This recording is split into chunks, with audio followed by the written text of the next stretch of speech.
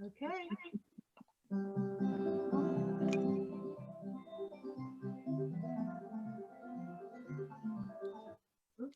Okay.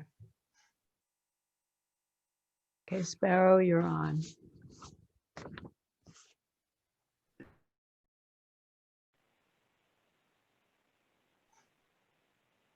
You're on mute.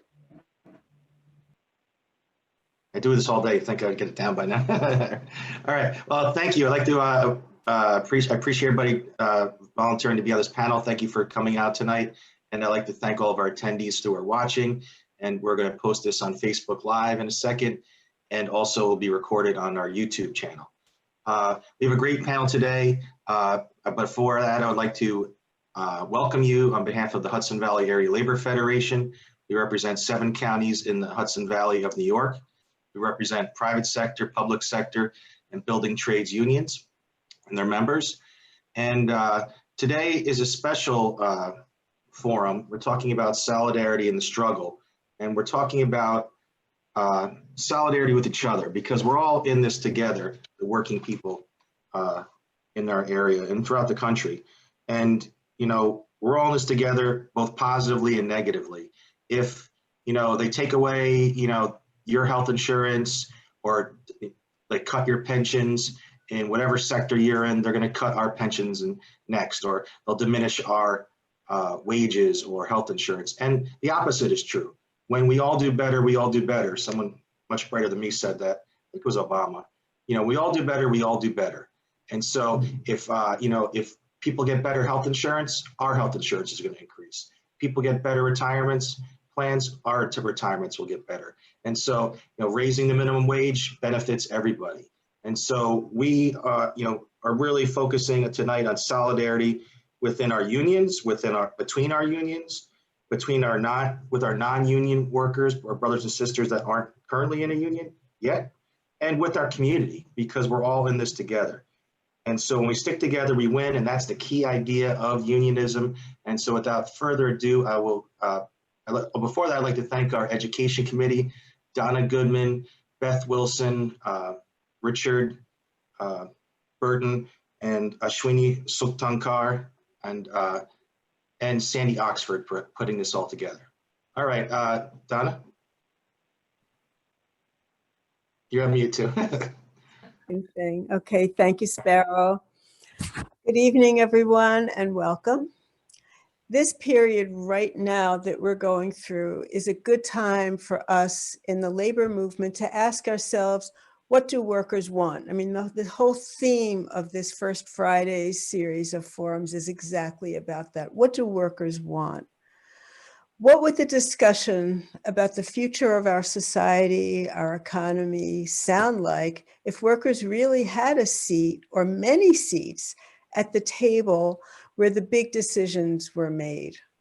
These Friday forums are a platform for workers in different segments of the economy to engage in these discussions with each other, to share agreements and air disagreements. Previous First Fridays have been unionists and also politicians and members of community groups. This evening's panelists will speak from inside the labor movement. We'll hear about the long history of unions as a force for social justice. What happens when unionists think of themselves as members of their communities as well as their unions, to broaden the scope of their goals? How unions in different segments of the economy have forged productive relationships that have benefited everyone.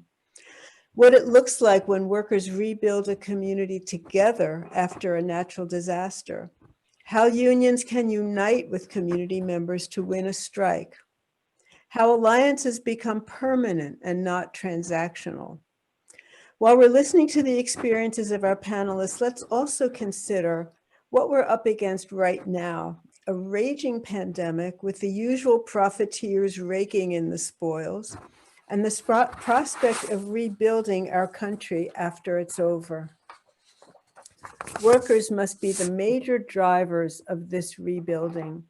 Worker solidarity will be essential now and in the future to ensure that our recovery isn't driven by austerity, that workers aren't forced to compete for crumbs as the relief bills favor the major corporations and the wealthy.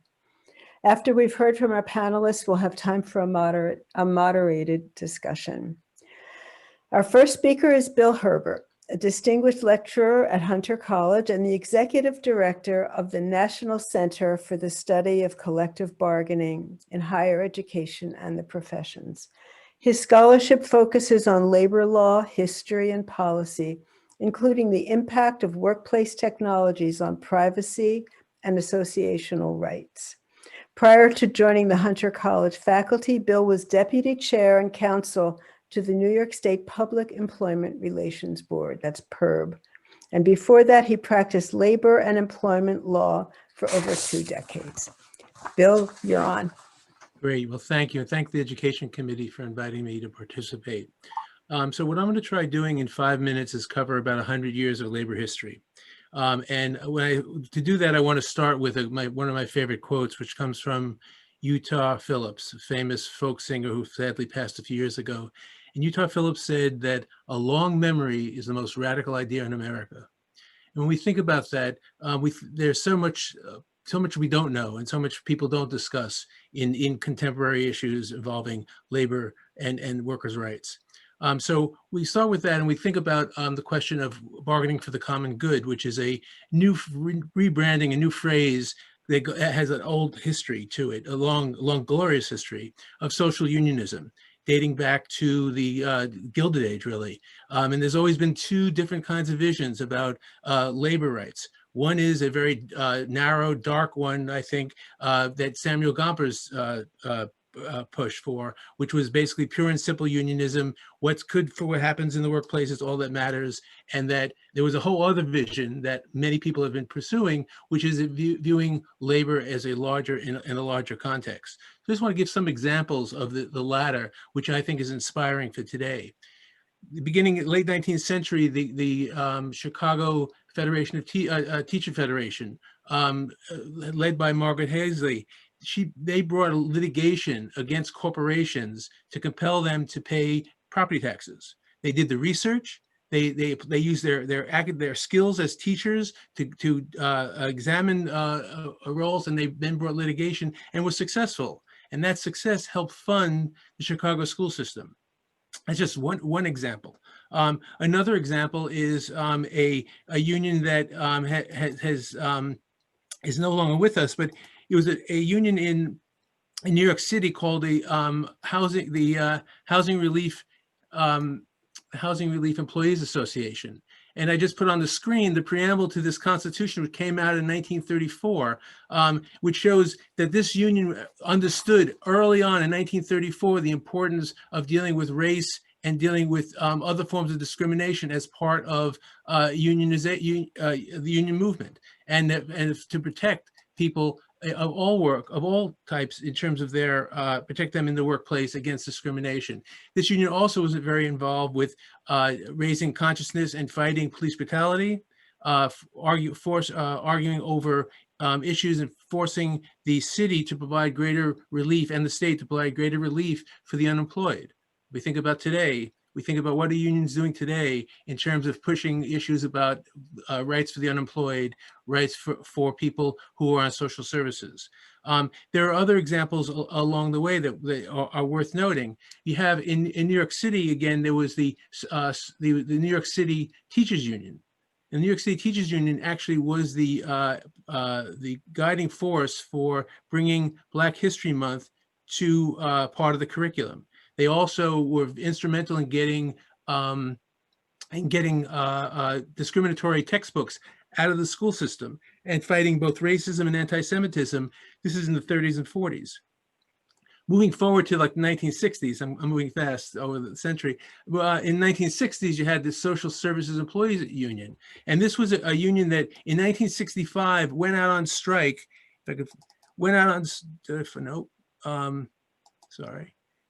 out on strike, not only about their terms and conditions of employment, but also the treatment of the recipients of social services. And they went on a month-long strike that closed down social services, and there was a strike with hospital workers. And the Social Services Employees Union really was a vanguard union at that time in pushing for social change, not just and improvement of working conditions as well.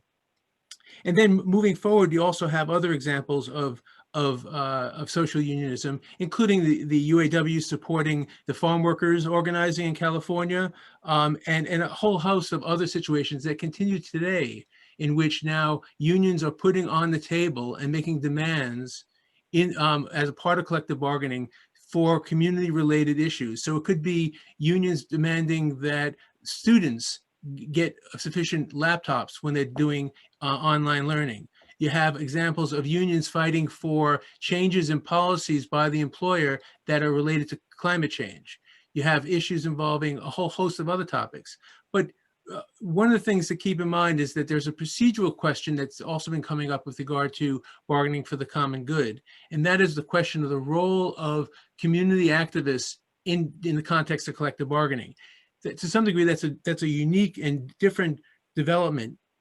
But overall, when we look at the past century, there's a clear line of unions, union activists, and community activists aligning themselves on issues, and they can differ depending on geography, depending on interest. And I also forgot to mention one important element, and this is cue up for the next speaker, about the question of solidarity. And I think this is, again, something that's been lost in terms of labor history.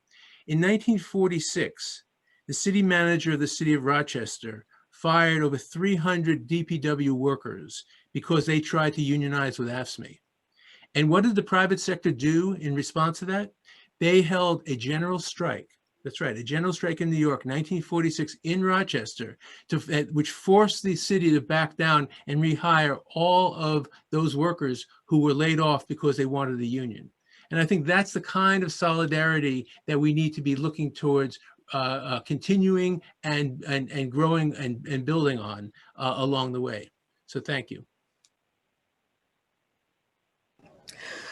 Thank you, Bill, and I hope we'll hear more from you as the Q&A gets started after the rest of the panelists have spoken.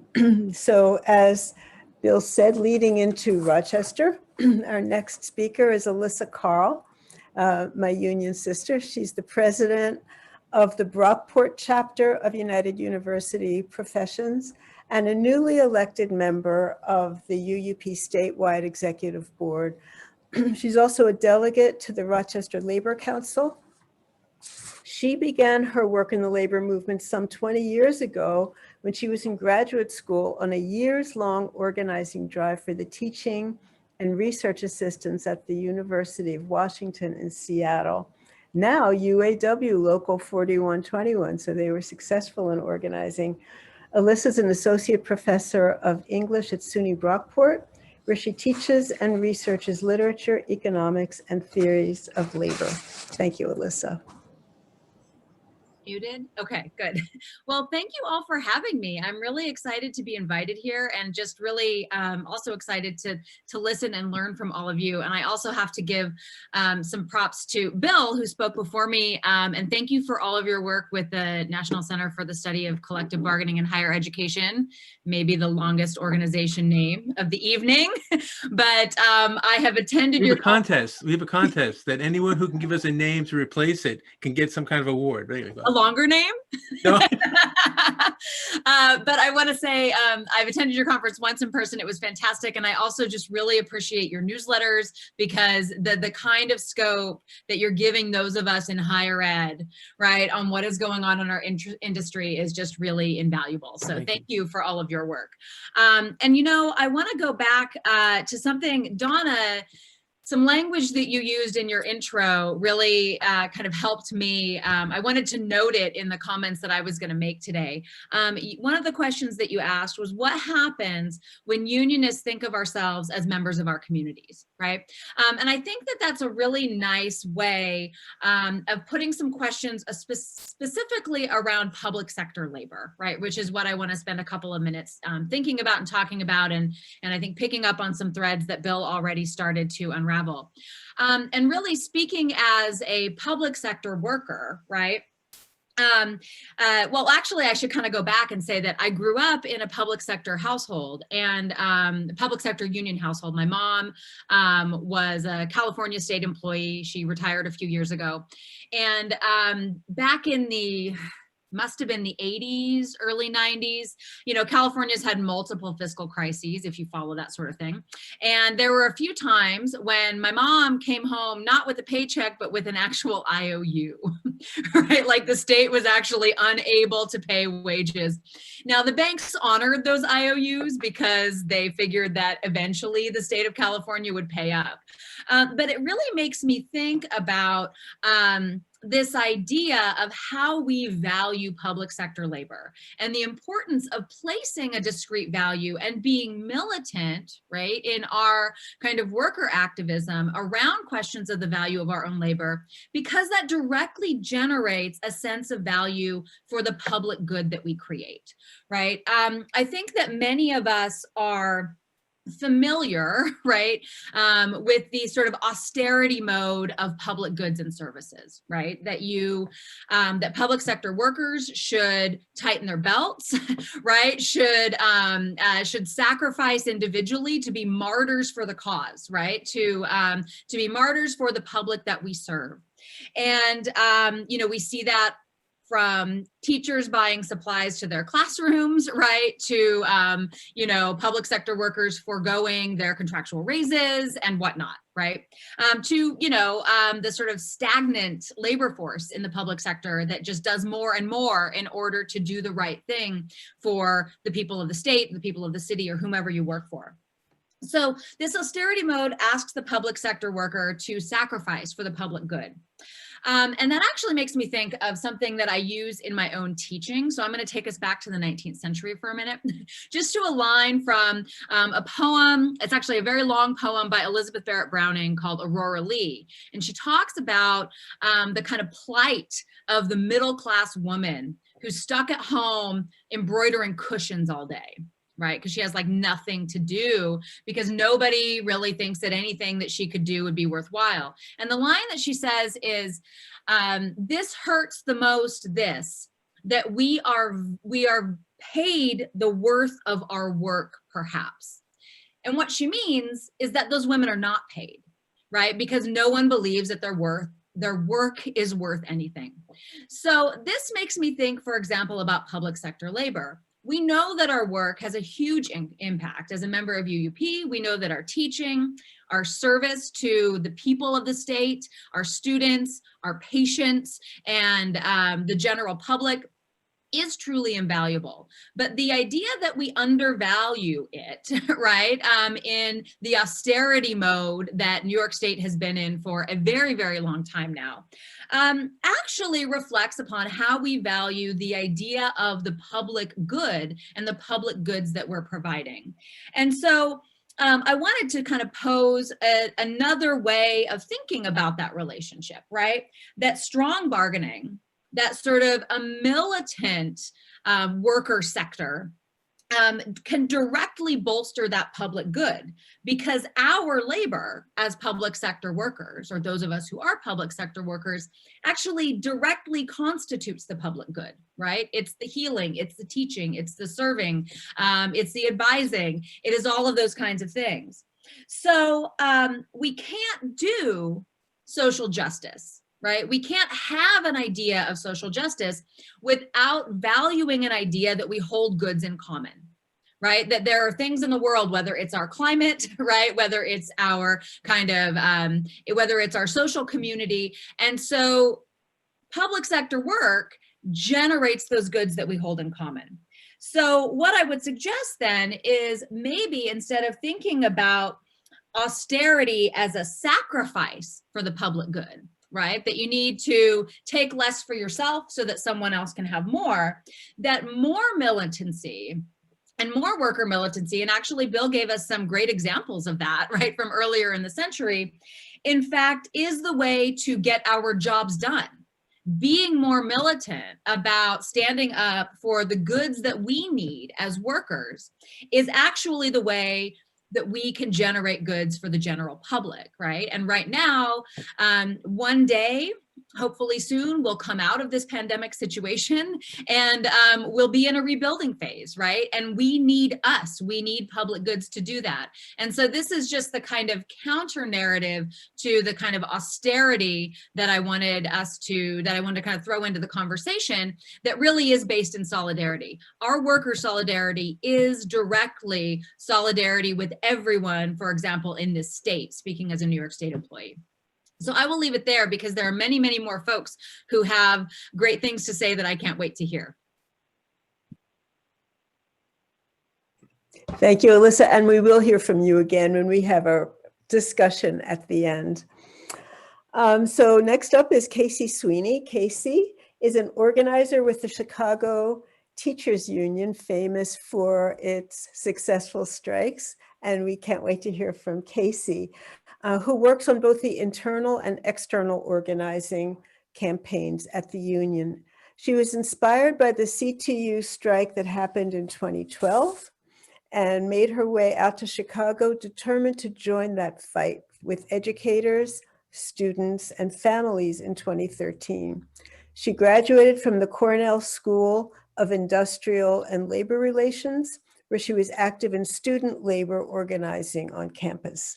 Casey's a native New Yorker, proud daughter of a postal worker, and a member of Asian Pacific American Labor Alliance and United Working Families in Chicago. Casey, welcome. Thank you. I'm so happy to be here. And I think Alyssa set the stage nicely for me to talk about austerity. I wanted to talk a little bit about the history of 2012. As you heard in my bio, I was not there yet at the time, but that's what inspired me to make my way to Chicago. And, you know, I think that the bargaining for the common good that we talk about today, the fight in Chicago, it was the fight for the soul of public education at the time. And it goes back, brief history, right? In 2012, teachers were under attack from all directions, from the left and the right. There was, you know, massive pushes for privatization in Chicago that looked like billionaires in our city putting out a report that said 100 Chicago schools needed to close and 100 new privatized charter schools needed to open in their place. That policy was adopted by Mayor Richard Daley, called Renaissance 2010, and was executed by our Arne Duncan, who later went on to be, you know, education secretary under Obama. And that happened, right? Neighborhood Chicago public schools closed. That meant that Black educators were displaced when their schools closed and charter schools opened. They pretty much hit those numbers, about 100 closed and 100 private schools opened. So when the current leadership of the CTU took over the union in 2010, it was also a fight for our existence, right? Like what public education meant. And I think sometimes when we talk about common good bargaining, there's this divide between common good social movement unionism versus bread and butter unionism. And in Chicago, it was very much the same fight, that we had to fight with community. We had to fight with parents and families to survive and to determine what school looked like. And so in the lead up to the 2012 strike, the union put out a research report called The Schools Chicago Students Deserve. And we've built on that vision in the next 10 years since. We put out a report, The City Chicago Students Deserve, a 2.0 Students Deserve report. And in those documents, it laid out not just educational issues like smaller class sizes, a nurse, a counselor in every school, but also non-educational issues that were impacting school in Chicago. The Chicago Public Schools District is 80 to 90% students of color, Black and brown students. That means our fight is an anti-racist fight. It's also, our student body is overwhelmingly working class students. And so it's a class struggle fight in the city. So I wanted to say some of those non-educational issues we really highlighted were the violence and trauma our students face in their communities, unemployment in these communities, healthcare, housing, and homelessness that I want to zero in on a bit. But yeah, I wanted to talk about 2012 in that way because I think the strike really shifted, and it's something where we could have just kept taking the onslaught, but our members didn't. They embraced this fight and continue to embrace it. So the cards were stacked against us, and the state had passed a law that was supposed to make it impossible for Chicago teachers to strike. The law said that 75% of our membership had to vote yes to authorize a strike, not just, a majority of people who vote in the authorization. And those right-wing forces really thought that we'd never strike again, but then we did and continued to do twice more. So fast forward 2019, our strike last year, housing became a really visible part of that strike. And it was something that our mayor tried to use in the lead up to that strike as a reason that we were stalling. She went to the press and said basically that our demands around housing didn't belong in the collective bargaining agreement. And we said, actually it does, because we have nearly 17,000 homeless students in Chicago public schools. And also our lowest paid employees, our teaching assistants, our school clerks can't afford a 2-bedroom apartment at market rate in the city. So actually housing does impact and should go in our contract. Additionally, on one more bit on housing that I think is really important is that we have per pupil funding in the city. And so when students leave because they can't afford to live in Chicago, our funding also goes down. And so those issues become connected. So we didn't end up winning affordable housing in the last contract, even though we were out on strike. But what we did win was full-time positions for, we say STLS, it's a bad acronym, Students in Temporary Living Situations, coordinators in schools with high levels of homeless students. And so those are full-time counselor-like positions to serve those communities. We're really proud of that win. And it's something that now in the pandemic, I was struck by Donna's remarks, they matter now more than ever as more students and more families are facing homelessness due to COVID. And so I know that we have limited time. I'm really excited to take questions, but I think that the struggle continues. It hasn't been an easy road in Chicago. I know we said that these have been successful strikes, but it's hard.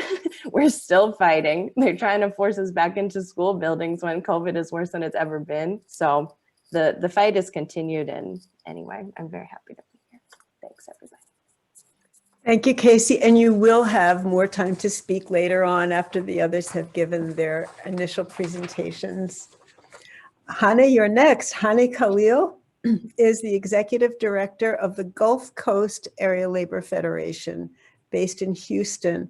He's led the efforts to upgrade the Federation's political program, policy, campaigns, and membership growth. They've grown by 1/3. He's a member of the Houston Federation of Teachers. Hani cut his teeth in the labor movement as a UAW member, another one in our group. He was organizing graduate student recognition strikes in UCLA in the 1990s. The Southern California labor movement then was organizing immigrant workers, activating union members, building broad coalitions, and launching innovative campaigns. The lessons he learned there profoundly shape his approach to building the labor movement's power in the Texas Gulf Coast. Hani, welcome. Thank you, Donna, for that kind introduction. It's good to see everybody and good to visit with friends in New York. I used to live in Brooklyn in the Bronx, a little further south of you, but it's nice to be with you. So thanks for the opportunity to talk and share a little bit of our experience in trying to build something that I think can be called correctly social movement unionism or bargaining for the common good, but in the construction sector down here in Houston. So let me try to set the stage by giving folks a sense of the context in which we work. I don't think it's any secret that the terrain in which we're working is difficult here in the South. We've been right to work in both the private and public sectors since the 40s. Few public sector employees have the right to collectively bargain, and nobody has the right to go on strike. Anything that you can possibly imagine practically has been preempted by our Republican friends in the state legislature, be it municipal minimum wage laws or paid sick leave ordinances, PLAs on state-funded public works projects, which they banned in 2019, even though we had never even done such a thing in the state of Texas. And then, of course, our election laws, we've got some of the most aggressive attempts to suppress the vote here in the state of Texas as anywhere in the country, from voter ID laws to ongoing barriers to voter registration. We saw a lot of that in the last election, you may have heard. So it's no surprise that under these conditions that union density is pretty low down here, with only 4% of workers unionized. Having said that, Texas is changing and has been changing for a long time, and leads the shift in population to both the South and the West. The movement, politics is changing across the Sun Belt. We've seen it in Nevada and Arizona and in Georgia, and Texas is right in the middle of that as well. Houston itself is the 4th largest city in the country. You may not know that. Harris County is now the 3rd largest county in the United States. Sorry to my friends in Cook County. And that's created some of the terrain. That population change, demographic change has created terrain in which politics is changing. Not because demographics is destiny, but because of further organizing and investment in the state of Texas. And just to give you a sense of where that's happened, in 2012, Obama lost Texas by 16 points. 2016, Trump won by just 9%.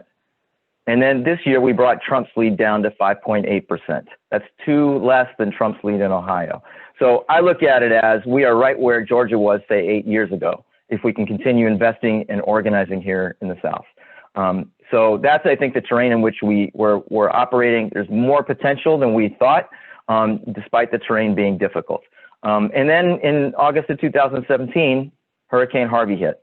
Everybody, I'm sure, remembers it. It was a Category 4 hurricane that rained 40 inches of rain over 4 days.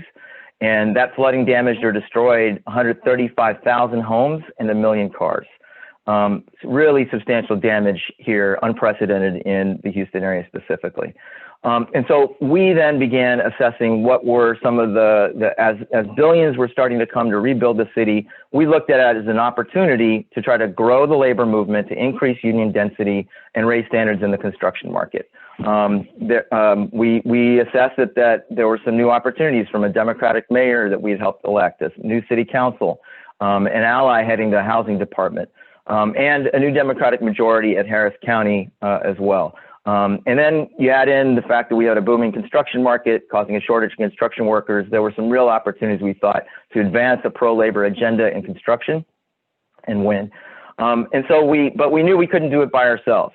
And so we brought together a labor community coalition to try to advance this project. We worked, as the Area Labor Federation, worked with the Building Trades Council, individual unions like the plumbers and the painters and the laborers and electricians, and then community allies like our Maine Worker Center, the Workers Defense Project, community organizations like the Texas Organizing Project and Houston Organizing Movement for Equity. So together we hammered out an agenda and started advocating for a program at the City of Houston that would build not just a more resilient city, but a healthier, more just and equitable city. And so we then started to try to figure out what were the details of what the program is that we should move. We made a trip to New York City to learn from folks in New York about how y'all had rebuilt after Sandy. We met with the Building Trades Council, which just welcomed us with open arms and shared what they had done as they rebuilt in the wake. We met with the Central Labor Council and Align, the Labor Community Alliance, as well. We formed a partnership with the Partnership for Working Families to bring in some research support. And then we started mobilizing both on the outside as well as inside, from meetings with the mayor, negotiations with the department, training our members to speak before city council about the importance of apprenticeship programs being incorporated into the rebuilding efforts, and we started to win. So let me just give you a sense of what we did. We were advocating, we basically took New York's Community Workforce Agreement as PLA and tried to adapt it to our context where we don't have the same rights to be able to move the same program. And we were able to win some pretty strong provisions to pay workers fairly, to make sure that jobs were safe, and that all workers had access to career training, particularly low-income workers of color. So we were able to win a $15 minimum wage, restrictions on misclassifications, OSHA 10 and 30 certification, workers' compensation insurance. Right, sounds like no big deal, but don't forget that Texas is the only state in the country that has no mandated workers' compensation insurance for private sector employers. We won targeted hire provisions and apprenticeship utilization requirements for the first time of up to 10%. And then we made sure that applied down the entire subcontractor chain. So that was a really important victory on the first $120 million of HUD money that was spent to rebuild. And we've continued to advocate that stronger conditions are put on the next round of money that's going to be spent in the city of Houston. With that precedent, we then turned to Harris County, where again, we had some allies, and we were able to win a broader scope of work as well. So we got OSHA 10 and 30 safety certification on all federally funded construction projects, not just those for rebuilding the city. We got a $15 minimum wage on all county construction projects, not just those for rebuilding. So we've figured out, I think, some approaches to making sure we can continue to expand and win. But at the center of it was the fact that we brought together labor and community to advocate for it together. If we're talking about the debate here in Houston around rebuilding is about how do we build more resilient, but how do we build more justly here in the city? And together with labor and community, we were able to make sure that we weren't pitted against each other. They couldn't say, well, construction workers are just out for themselves and their own members. We were there to represent and speak up for increasing job access for the community and making sure that people got access to long-term training and durable construction careers in the construction industry, and raise standards for all construction in multifamily housing. So that's the approach that we used, and we're continuing to utilize it and build upon it. It's continued to open up doors. We're hoping we're going to be able to apply some of what we won then. For instance, if Houston wins the bid to host the World Cup here in the city of Houston in 2026, and other steps along the way too. So that's a little bit of what we did here, and I'm looking forward to having a conversation about how we can continue to work together to advocate this kind of joint program between labor and community. Thank you. Thank you, honey. That's a lot. That's a lot for us. We have, I think, a lot to learn and a lot to offer each other. So I look forward to our Q&A session so we can learn even more. Our last panelist, and certainly not least, he's one of us. He's a member of the Hudson Valley Area Labor Federation, is Rob Pinto. Rob holds several leadership positions in CWA Local 1120, which covers Dutchess, Ulster, Orange, Sullivan, and Columbia counties. He serves as the union's legislative and political coordinator, lead organizer, and business agent. He's also the president of the Dutchess County Central Labor Council and a vice president of our group, the Hudson Valley Area Labor Federation, where he also serves as chair of the Federation's newly adopted organizing committee. Rob is also a Working Families Party state committee member. Rob, you're on. Hi guys, how are you? I just say it's an honor and a privilege to be on with you guys. I feel like I'm on with the Led Zeppelin, the Pink Floyd, and maybe the Grateful Dead of union activists on here.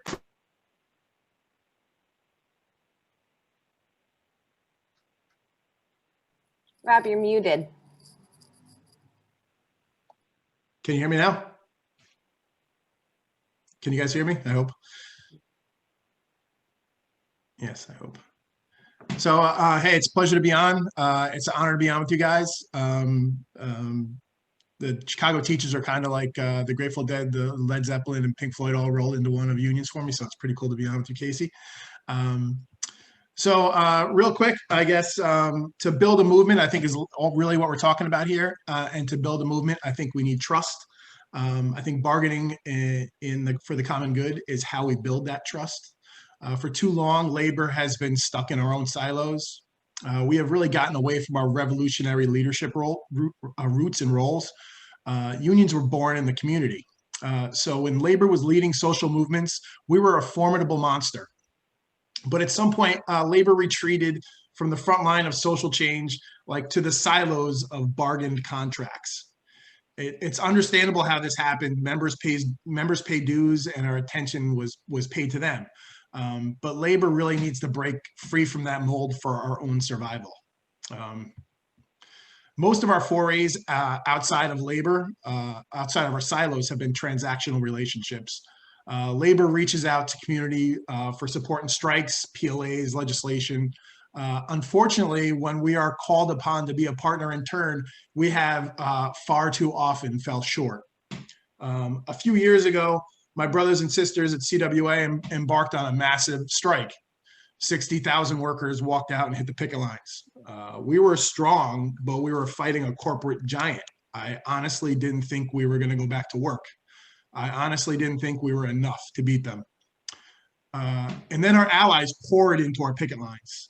We were strong, but we were fighting a corporate giant. Every union was with us. They came out of their silos and joined our picket lines. We were stronger with them. But then something incredible happened. The community showed up in hordes. We went from 60,000 people on our picket lines to 200,000 strong. We became a monster. We became something more than CWA fighting for a contract. We became a movement. We became a movement against corporate greed. We were the symbol of it. We were actually a topic at a presidential primary debate, which is insane. We were a movement that could not be ignored anymore. It wasn't CWA. We were a movement. And we were a movement because not only did labor come out of the silos, but the community joined us. We saw what we could possibly be. And because of that, we won. We won a strike we had no business winning. We won because we all left our silos and became a movement for a moment. So then what happened? You know, did we fight Wall Street? Did we fight to tax the rich? Unfortunately, no. We went home. We went back to our silos. We created this magical thing and we let it die. So shame on us, shame on me, shame on us. We had this opportunity to build something. We should have jumped into the fair elections fight with citizen action. We should have fought evictions in the Hudson Valley with Nobody Leaves Mid-Hudson, but we didn't do any of that. We went back to our silos. We failed our communities. We failed our allies again. Our largest victory was also our greatest failure, unfortunately. So that's our problem. This is what's the reality of it. So we have to face our failings. So what do we do about it? So our answer was to create this committee here at the ALF. Its mission was to bring labor and community together, to find ways where unions can be a vehicle for solutions in the community, not driven by transactional relationships, but by truly embracing our community allies and their issues as our own issues. Housing, education, racial justice, environment are issues that labor needs to address if we were truly addressing the toils of our membership. To be able to fight corporate, economic, and political powers we face, we need to build a movement. And to build a movement, we need to build trust with our community allies. Unfortunately, we have work to do on that. We need to eliminate the transactional relationships we've had and truly, and I mean truly, immerse ourselves in the community. This will require difficult conversations and hard truths. The conversation is starting tonight. This is something we wanted to start, but we had to stop and get Trump out of office, so it was kind of put on hold. Come January, this conversation is moving to its actual fruitful part. Please join us at the ALF to build this trust, to create this movement, and to lead transformative change in our communities, not just at the workplace. Thank you. Thank you, Rob. And Rob, could you put your contact info into the chat so people who would like to join your organizing committee can join? And you don't need to be in the geographical location of the ALF, since we're all on Zoom anyway. So we welcome you, whoever wants to join up. So that concludes the individual panelist talks. We will now go into our discussion phase, and Beth Wilson, also of UUP, will moderate this discussion. Feel free to either put your question into the chat or raise your hand in the chat, and Beth will call on you. All questions are welcome. And also panelists, please feel free to ask questions and have discussions with each other. All right, Beth, you're on. Hey, thank you, Donna. I am, in awe of the combined experience and wisdom that we've just got to listen to from our panelists. I thank you, all of you. I've got a lot of ideas, a lot of questions of my own. Again, as Donna said, for people who are in the attendees side of it, if you like, you can put questions in the chat. There's also a Q&A option, so I'll be monitoring both of those to see the questions that people have. And of course, we're hoping for some more discussion among some of the members of our panel as well. Before we launch into that, I just want to say that the title of this this month's episode of the First Fridays is Solidarity and Struggle. And there are a lot of people doing a lot of struggling right now. The dealing with the pandemic, the kind of economic situation. A lot of people have lost their jobs. People are in danger of eviction, losing their homes. There's a lot of struggling going on right now. And all too often, people can feel as though their struggles are individual. I'm the one who's getting thrown out of my house. I'm the one who has to apply for unemployment and there's no supplemental thing. So I got to figure out how to feed my kids. The answer to that isolation is, I think, solidarity fundamentally. When we recognize that we're not alone, that we're all in, so to speak, the same boat, but all of us who at least are on this side of the struggle are together and we have things in common. Within our unions, I think we need to understand and reach out to the struggles in other unions than our own. I mean, we have our own internal things, the issues that are arising for our members, but we need to stand in solidarity with people in other unions in other sectors.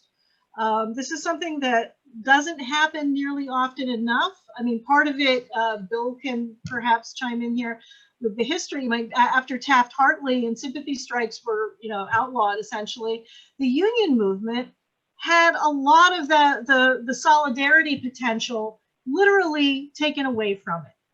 And so these are things that I think we need to address. In New York State, we have the Taylor Law, which makes it illegal for public sector unions to go on strike, with stiff penalties and potential jail time for the leaders of those unions. These are things that, I mean, they managed to pass Janus, which lost us a significant part of the dues money that we once had. And now I think that we have a situation where we should be calling into question some of the fundamental issues around things like the Taylor Law. So again, I mean, to just kind of reinforce some of the wonderful stuff that Rob was talking about, recognizing where we've fallen short, but we're trying to address it, and that solidarity is not transactional. It's not like I'll do this and then you have to do this other thing for me. One of the things about working with communities and working with, as Casey talked about, working with students and their parents in the Chicago school system, for instance, is that we are all part of the same community. We are already allies. We are already together in these situations. It's just a matter of understanding the multiple identities that people have coming into these situations. But how we build that solidarity is the critical question before us right now. If we're going to survive, the current pandemic and the current crazy, situation that we've been all kind of sent through the ringer with, but we will come out the other side if we stand together. Right. But there's a lot of hard conversations and a lot of work we have to do between then and now and that kind of future vision. So, okay. That said, I want to, we did have some questions. Ashwini, did you want to ask a question? You had a. I did. I was, I come out of Unite Here, the hospitality workers union, and something I've been wondering about a great deal is whether the reach of bargaining for the public good is limited by the sectors that we work in. So now, especially with so much of a focus on essential workers in the time of the pandemic, and funders and others saying to Unite Here that the services that our members offer are a luxury and not essential. How do you bridge the gap? How do you embrace the work that workers in casinos and hotels and restaurants are doing in an understanding of bargaining for the public good? And that's for all of you, actually. I would just comment that it's a balance, and it's going to be one of the balances in this area is between what would be called mandatory subjects, terms and conditions of employment, and those that are generally not mandatory permissive.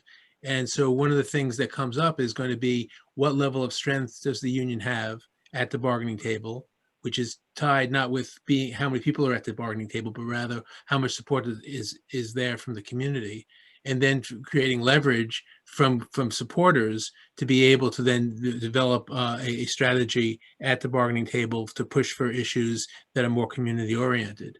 but ultimately it's going to be a balance that is not, it's not a particularly consistent formula that can work in one city or one industry and not work in another. It also depends on the strength that exists for, in terms of the strength to strike as an option, and also as, well, not an option, as something that can be done. But I also want to just go back to what Alyssa had talked about in terms of militancy, and also talk about something that was said by Rick about solidarity. And that is that that if you look back in history, when you're looking at what the CIO was doing in terms of organizing, it was very strategic. It was not just simply just feeling like they were going to do something, but rather it was like, okay, choosing targets and figuring out how to get to the end that they want using tactics that would work for that particular sector. So, for example, what's not recalled is that the CIO, when they started organizing the public sector, was opposed to strikes. The CIO was opposed to strikes because they made a calculated judgment initially that they were more concerned about dealing with elected officials because of the nature of public sector labor relations. They abandoned that position, but at least at one point.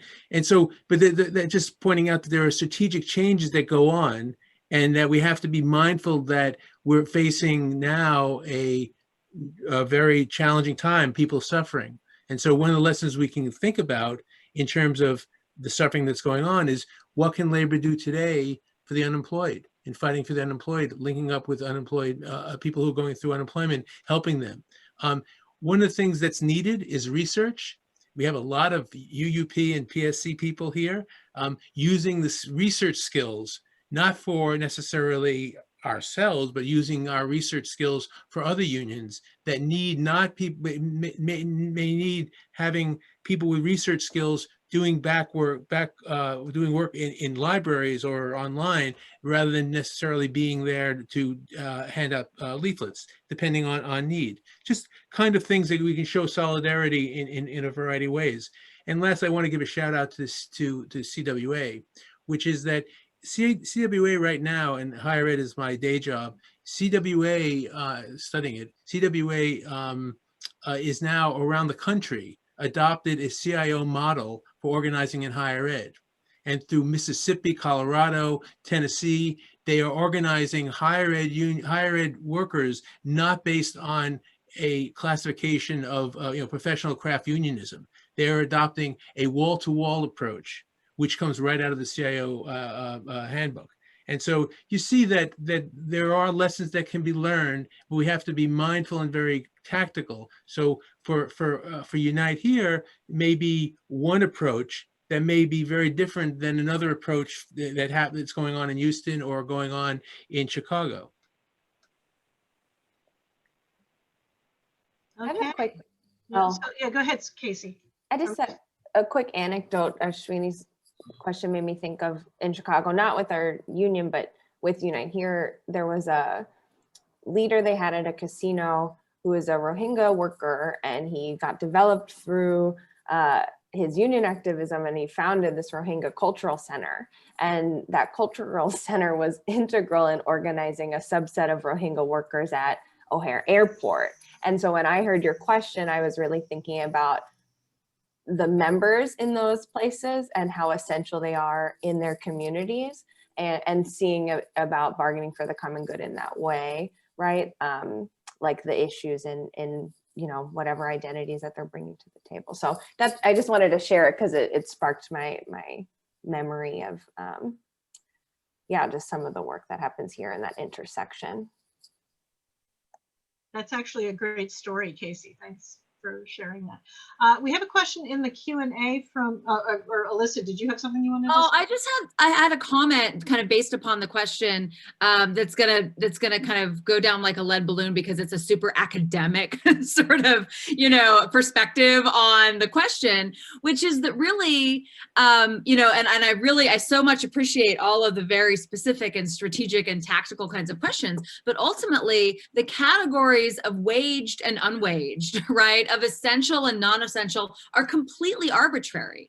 I mean, if you read the news any day, even in mainstream media outlets, we're seeing that, for example, women are dropping out of the labor force in order to do unwaged labor because there's no one else to do it, right? And if people don't do that labor, then humans won't survive, right? And so this idea of what's essential and what's not essential and how that's classified and who classifies it is really an arbitrary sort of thing, right? And so if we step back and we say like, well, these workers are essential and they're not, I mean, of course, let's not take our eyes off the ball and realize that, you know, members of like mine and Donna and Beth's own union are risking their lives every day when they go to work to care for patients, right? That's for real. But the idea that, you know, that we're not all doing labor, and some of that is reproductive labor that's outside of the formal sector. And so I guess that would be the kind of, you know, the way that I think about it too, is that, you know, folks from Unite Here are working so that they can raise other humans, right? So they can reproduce our social structure. So let's go on to the next question though, because that's like the really kind of academic way of answering the question. Well, I get it at least, Alyssa. Okay, in the Q&A, we've got a question from Patty Dines. And Patty, if you'd like, I can unmute you so you can ask the question yourself to the panel, because I think it's an important one. Hello, Patty, are you with us? Okay, I'm unmuted. Yep. Yep, okay. So I just would like you to speak to motivating the membership to be on board in working for the common good. You know, I'm with the Stagehands Union, and you know, I think that probably a lot of locals deal with people's focus of home, job, social life, home, job, social life, hard enough to get them to come to a membership meeting once a month, especially in non-pandemic times. A little easier to make quorum these days, but just getting people, can people just talk about ideas of how they motivated their membership? Okay, thanks. That's a great question, and I think a really important one. So I'd like to be a part of that answer. So at CWA, what we've done is we reached out and we worked with Les Leopold and created a runaway inequality training, which is basically where we educate our members on how things like runaway inequality and social issues affect them outside of their workplace. I think it takes an intense buy-in from your union to do this, because it's a costly thing. You have to educate your members to have them really understand this.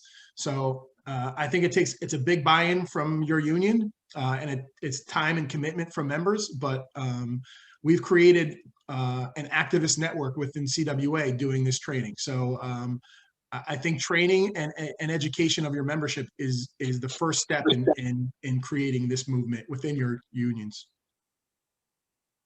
Thanks, Rob. Okay, anybody else want to address this issue? I just want to address it really briefly in a way that gives a shout out to the New Paltz chapter of UUP, because you all did started up a mutual aid site, right? And that's a way to get members to think about each other and to think about the needs that they might have, particularly in this time when people could be getting sick, or they might have, you know, increased childcare responsibilities. And then even if they don't get COVID, if they have some kind of hardship, right? And as academics, a lot of times we don't have family around, right? We just moved here for the job. And so we took a cue from New Paltz's mutual aid website, and we have just set up our own. And so that kind of speaks a little bit, Patty, to kind of doing projects that speak to folks' desire to just help each other, and to start that at the level of our chapter. I mean, our chapter is like 1,000 people, you know, so it's pretty big. But that was one thing that I was really surprised at how excited people were. I mean, maybe we've just got like a old school like casserole baking sort of membership that just wants to like drop off food at somebody's house. But that was, and it seems like kind of a goofy thing, but I was really surprised at how into it people are. And now we just need people, everyone's volunteering, but we need people to sign up like that want help. So that's just one way of getting folks to focus on, their sort of their union family a little bit more. And in response to Janice, a lot of unions became very active in terms of doing internal organizing. That was initially to get people to sign up again, but that kind of process kind of petered out in many places. And so the question becomes, and it's an old question, is sort of how do you motivate people to get active in involving activities? One of the benefits that has arisen from the pandemic is actually having Zoom as a method of meeting. And because people are very busy with a lot of unpaid childcare issues and other things where they don't have time to drive an hour to a meeting, Zoom has allowed a lot more activity. And the question is how to use the technology now and use it more creatively to be able to expand on it and get people engaged through the technology, which is no substitute for personal contact, but it's just reality right now. Yeah, connected to that, and Richard, thanks for the question in the private chat. But I'm wondering if Casey has anything to share from the Chicago situation. They've got granted that the lawmakers who passed the threshold, you had to have 75% of your membership vote. That's actually not a bad thing. That means you're going to have a successful strike if you get that level of commitment. Exactly. So how did you go about doing that? Yeah, I think that this question about like how to motivate folks to care about deeper issues, and also how do you get folks to just show up to the monthly union meeting, I don't want to act like our union doesn't also struggle with that at times too, that these are organizing tensions, and especially with getting members to feel motivated about common good demands, that identifying our core activists who care deeply about these issues, who could carry the message back to their coworkers, that there is a real communication between leadership putting out a vision and then members also finding that motivation from that. When there's lots of times where leadership is putting out a vision that might be ahead of where our members are at, right? That if you took a straw poll at one point, our members wouldn't be 100% there or 90% there, but putting the vision out there and articulating why it matters and then tying it back to the issues that they care about. So, I think a lot of organizers talk about self-interest, but you do have to find out what your members are motivated by and tie it to this bigger, I think, social movement, unionism. And the strike, not everybody struck just for the same 4 issues, but that was what you heard. You could walk up to any picket line in 2019 and people would say, I'm on strike for smaller class sizes, a nurse, a counselor, a social worker in every school. And they really were, because it mattered to them. Their school needed that. And our leadership was really powerful in articulating it. So I don't know, that's not totally how do we pull off a strike, right? Because that's probably a longer, I would talk for too long if I did that. But I just want to say that it's okay if sometimes as leadership or as an activist in your union that you're further along than some of your coworkers and then some of your members, right? It's about bringing them along with you. Yes, and our friend Cynthia in the chat is kind of reiterating the same thing, about meeting members where they are discussing issues that affect them every day. You got to talk to people. Duh. You can't just send out an email and say, we got a meeting, just show up, and then expect that that's going to kind of do it, because it doesn't really cut it. And so, the beating heart of organizing is the organizing conversation. And those never, ever, ever end. Am I right, Casey? Yeah. Happening right now. I'm going back to school. So okay. Can I just chime in on Casey's point? I just really appreciate, I want to kind of underscore the question that you brought up. That seems like that one that many of us who are involved in unions really have to think about, is like that kind of chicken and egg, well, our members aren't there, so what do we do? do we pull our members with us, or do we do what our members already want to do? And there's this tension, right? And there's this way of sort of like holding yourself back. And so I just wanted to underscore that that seems to be a really pervasive question, right? And that and we got to figure out how to get on the right side of that. And I appreciate your examples there, you know, to also just say like, well, the teachers unions, and they're the Led Zeppelin of the labor movement, so like they did it. But I think that's just a really great thing to keep in mind. So thanks for bringing that up. Actually, if I could redirect this maybe to Hani at this point, because he's working with a very different sector than most of us education folks. And I'm interested, Hani, in like, I mean, did you hit speed bumps with some of the unions you were trying to work with? No, everything's perfect down in Texas, of course. So how did you work around some of these issues with folks? That's the question. So, I mean, just keeping in mind that I'm working at the federation level rather than at the individual union level. So that's a little bit of I think a slight difference in the context. But I mean, look, I think what we tried to do was make sure that we were engaging members in various fora. So we spent time going to the Building Trades Council meetings and having conversations about the opportunities and the importance of having demands that the community would support and benefit from, as well as our trades would benefit from, and really working through that with individual unions as well. We sometimes went and talked with at various membership meetings of locals. So, I mean, I think that was a piece of it. The other piece is we did quite a bit of trying to identify members to come and then training them to speak on behalf of themselves and their unions and the value of, say, their apprenticeship programs. And, you know, that leadership development was a critical part of our ability to move city council to support this effort. And, you know, in our lobbying and in our public speaking and in you know, our digital communications, all those pieces, we attempted to feature the voices of our members and speaking on behalf of why, you know, good construction jobs are so critical for all workers in the city of Houston and had to be part of the rebuilding effort. Okay, I actually have a question in the Q&A from Nick Moran related and specifically for you. So I'm going to unmute Nick if you want to come in and ask Connie your question.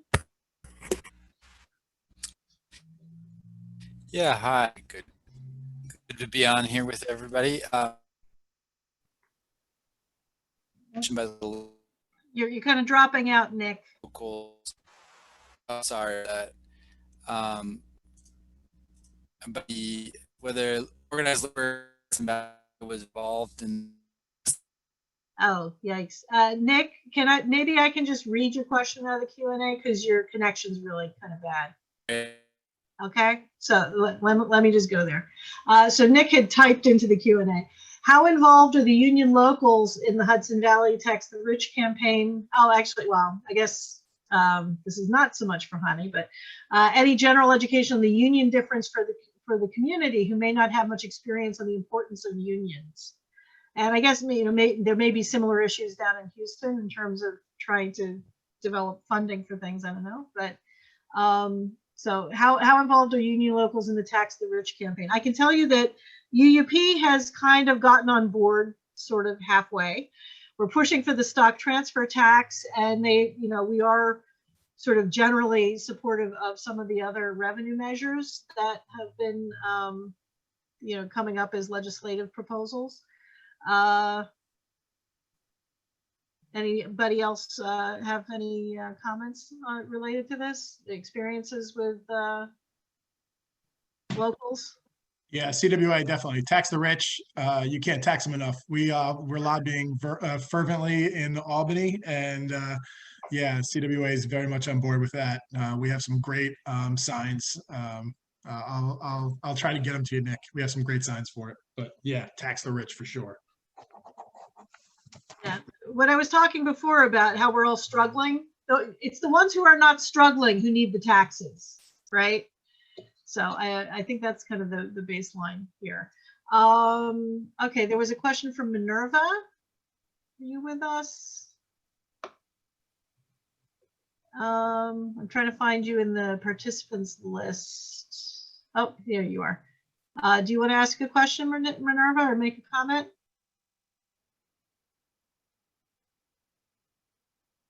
I've got you so you can unmute if you want. Okay. Hi, everyone. I just wanted to make a comment on Rob's presentation. I absolutely agree with Rob, and in labor, we do have a couple of examples, at least during my lifetime with the labor movement, and absolutely CWA strike was an example for all unions. And in 1990, the Daily News was another example, the Daily News strike, where they were losing that strike, the workers. And I remember Juan Gonzalez reaching out. I worked with 1199, and at that time reaching out to 1199, and the leadership was totally on board for our union to work together with and fight for a contract. And many other groups came in, and it wasn't just the Daily News on the picket line anymore. It was 1199 taking different shifts, but then they went in deeper. They went in deeper into the community. And I remember that we used to meet a task force every morning before we went out into the field for our union. We would meet and strategize on how we can go into the community and talk to los bodegueros and Port Authority and anybody selling the Daily News, how to boycott the Daily News. And that's what hurt the corporation. And the Daily News, the members won that strike. But just what Rob said is absolutely right. And then we dropped the ball, and we all know this. Just recently, the nurses went out on strike in New Rochelle, and there's sharing of membership in the union. And I remember going back in the day that it was a whole different scene if somebody struck outside your facility. If there was another union involved, that they will come out and support the workers. I just feel right now, a really I have a sense of frustration just being around in the movement for so many years and working with different unions, from SEIU to the Nurses Union, NISNA, to 1199, and being a part. And what I see, that the members, they want to come together. The members, they want to fight together. The community does want to come together, but the leadership, I think, Rob, I think the community issues will eventually get maybe the unions together to fight, but they might have to be a big community like shout out to bring the unions together and say, hey, the union, your institution is in our community, because we are community, right? And that the leadership, and I'm talking about the top leadership in our union organizations, are not there. And that's what I am frustrated when I see members and community, especially now through a pandemic, that if unions come together, we have examples that workers win, and justice is, we win justice. So Rob, I would love to sit down with you and anybody else to figure out how we could reach out somehow, a strategy that we reach out to our presidents of our union leadership, and let's get together and let's see how we could at least begin to work together during this pandemic and continue and sustain, our organizing efforts to stop battling and being in a silo and operating separate and apart from each other. When an injury to one, is it really an injury to one and an injury to all? Or is that just a chance, you know, that we have? And I'm sorry if I'm letting my expression of frustration, but because I am 69 years old now, I still have a lot of energy. I came out of the rank and file. I came out of the hospital, and I worked with so many unions all over the country, and I see the same shit. So thank you, you all, for this panel. And Rob, you know, again, you know, I would like to let's try to figure and get together. That's all. Thank you. Great. Thank you, Minerva. Thank you very much. And Rob, I guess you've got your first committee member with it there. Awesome. You know, I just got to say, I think it's perfect. I think the Hudson Valley is a perfect opportunity. I think even though we failed our community allies over and over again, I think they're still with us. I think they're there and they're just waiting for us to get our shit together and become that ally that they just want us to be and waiting for us to be. And I think we're ready for it. And I look forward to having you with me, Minerva. You are the best. Okay.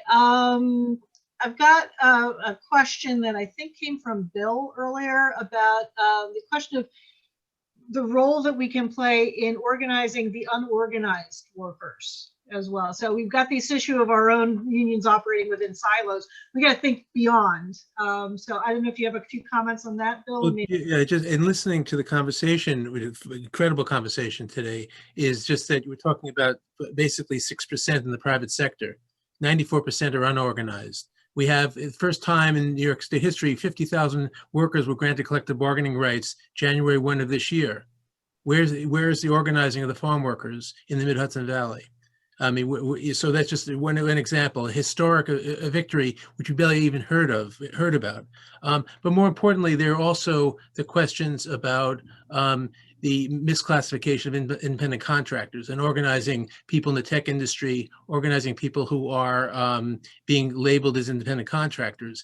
This is really where the mass is at this point.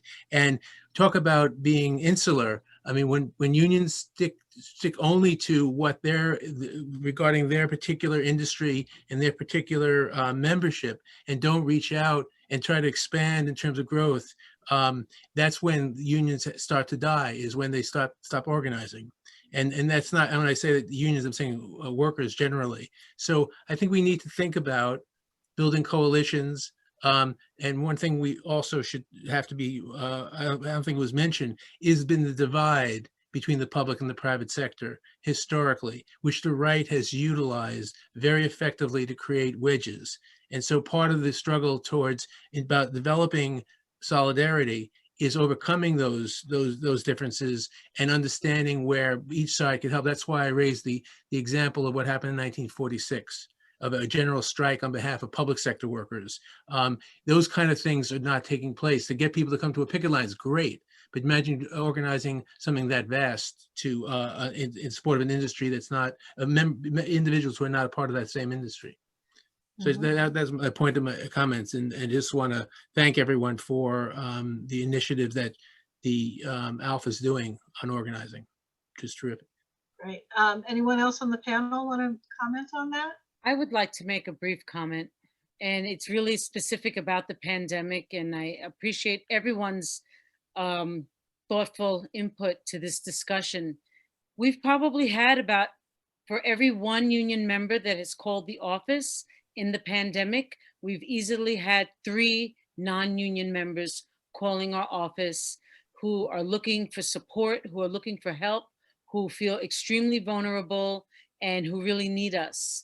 And, you know, I have lamented this to the leadership of the ALF, and I'm really pleased that I have the support, you know, with Rob stepping up and with the education committee forging forward and with Sparrow and with the executive officers of the ALF just, you know, being 100% behind expanding our reach, enlarging our tent, and being available.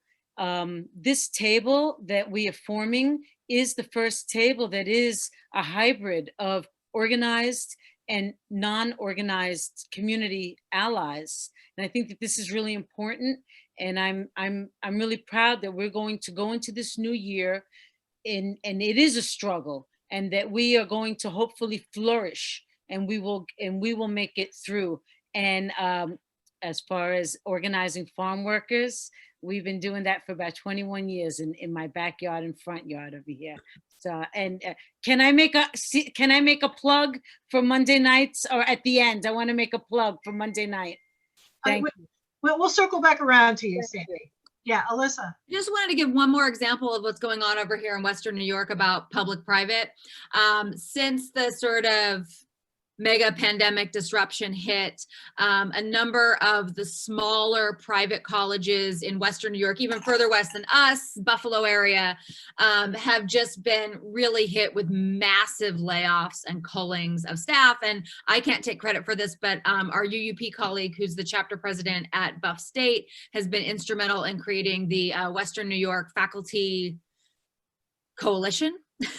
Trying to get the right name. And so, and really, I mean, a lot of these small private colleges, they don't have collective bargaining. They're throwing the faculty handbooks out the window, right? They're saying, yeah, you thought you had tenure, but you're gone, right? And so there's just this way of organized workers like those of us in UUP getting together with the people in our same industry and providing some solidarity. There are, I just talked with Fred Floss, who's who's our colleague in UUP yesterday, about a couple of those colleges are actually trying to organize and trying to get around the yeshiva decision in various ways. And so, in this moment of crisis, right, those of us who have more security because we are organized can get together and show solidarity and try to prop up those who are in our same industry who don't have it. So I wanted to give a shout out to that project. Yep.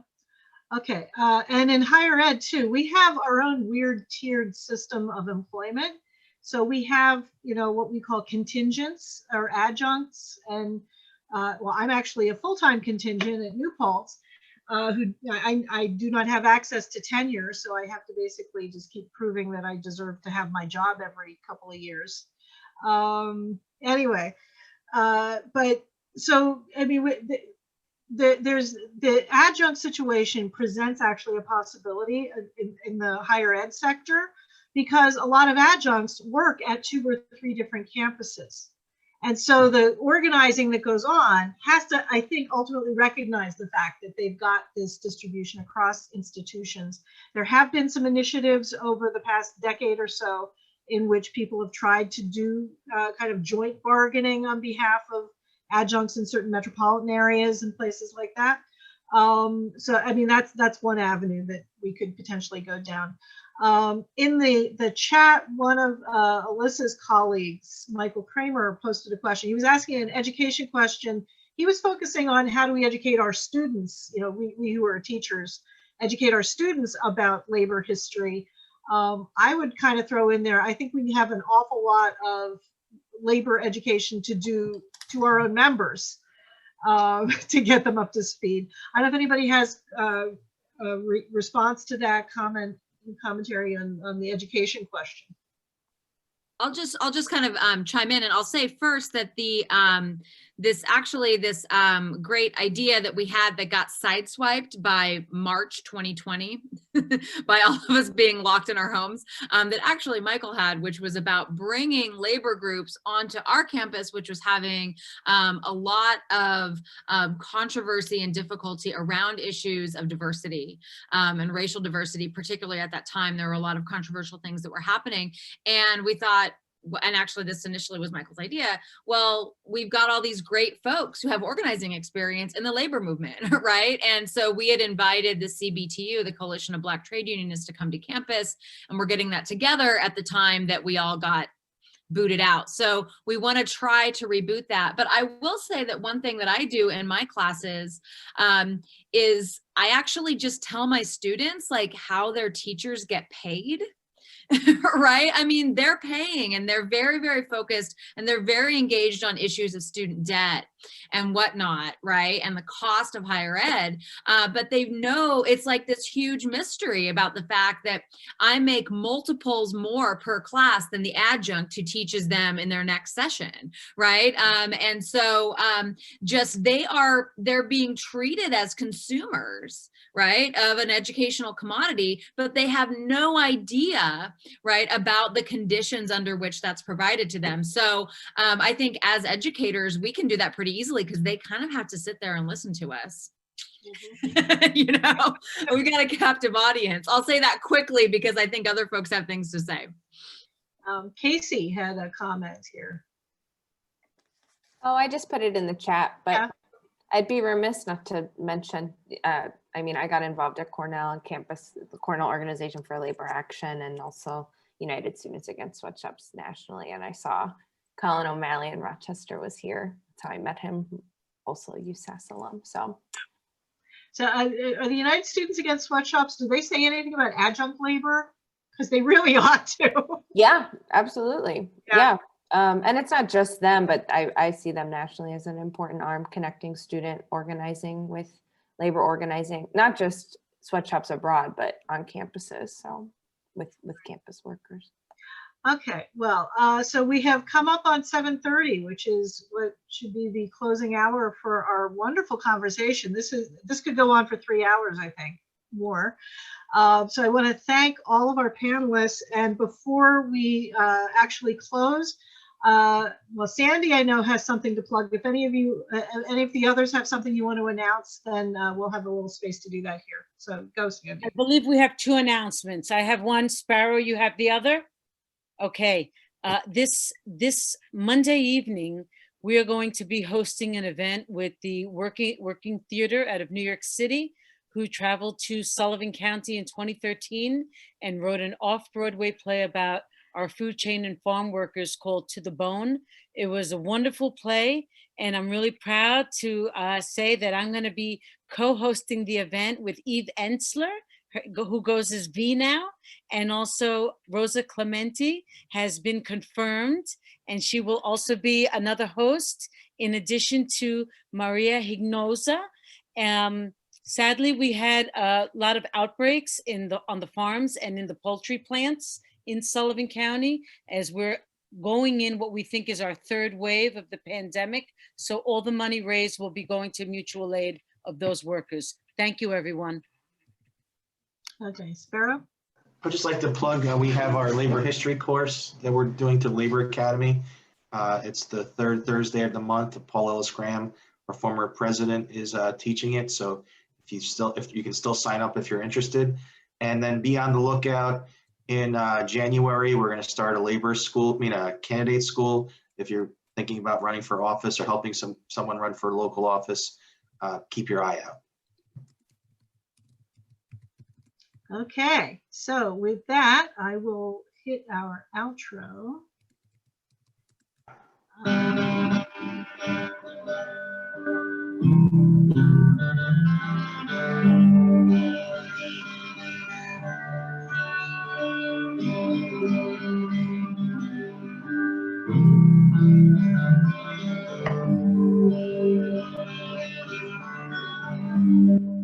There's power in the factory, power in the land, power in the hand of the worker.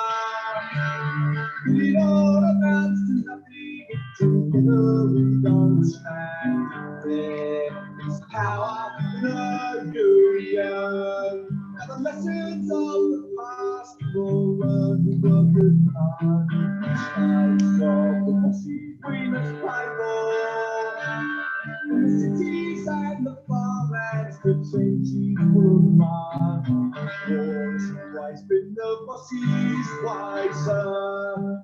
The union forever defending our rights.